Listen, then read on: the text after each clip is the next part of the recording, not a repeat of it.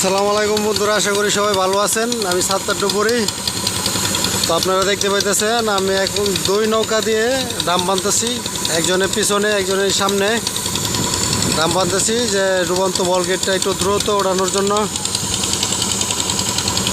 ভৈরব ব্রিজের পায়ের সাথে ধাক্কা লেগে একটি জাহাজ ডুবে যায়। 15,000 ফিট বালু নিয়ে আমরা বালুগুলো উত্তোলন করেছি। এখন ডুবন্ত বল গেটটা উত্তোলন করার কাজ করতেছি।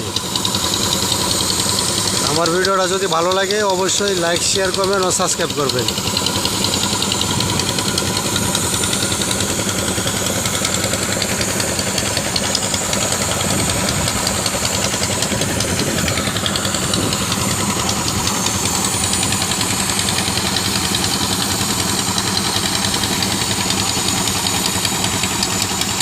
আপনারা দেখতে পাইতেছেন আমরা ডুবন্ত বল গেটের পিছনের অংশটা জাগাইলাম।